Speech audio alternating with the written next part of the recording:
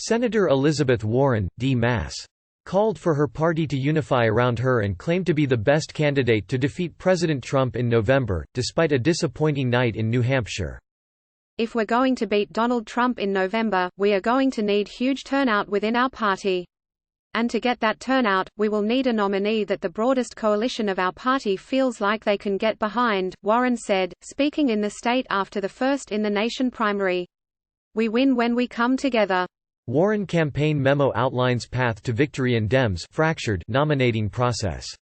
Our campaign is best positioned to beat Donald Trump in November because we can unite our party, she added, warning against a bitter rehash of the same old divides in our party.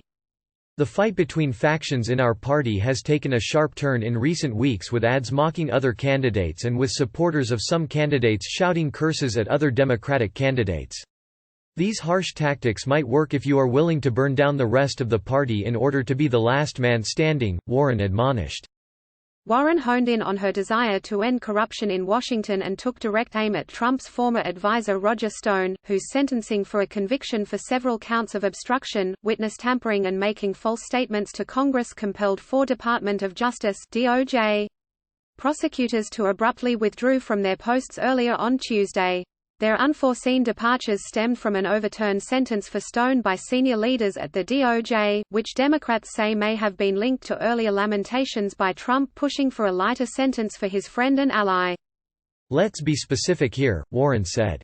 On a day when career prosecutors showed more backbone than almost every Republican senator standing up to this president, Americans of all political stripes are gravely concerned about the corruption of a Trump Justice Department that abandons the rule of law to give sweetheart deals to criminals who commit their crimes on behalf of Donald Trump.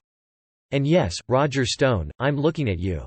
With more than 40% of the votes tallied, Warren slid from the top 3 candidates, as Senator Bernie Sanders, IVT, former South Bend, Indiana, Mayor Pete Buttigieg, D-Ind, and Senator Amy Klobuchar, D-Min, emerged victorious according to the earliest polling results. Click here for the Fox News app. Although Warren congratulated the top 3 contenders in New Hampshire and conceded that either Sanders and Buttigieg, who were also winners in Iowa, would be a far better president than Donald Trump, her likely loss was especially disappointing because of her clout in the New England political world and her previous months of polling ahead of Klobuchar nationally. Meanwhile, shortly after his speech concluded, Trump tweeted, "Elizabeth Warren, sometimes referred to as Pocahontas, is having a really bad night. I think she is sending signals that she wants out. Calling for unity is her way of getting there, going home, and having a nice cold beer with her husband."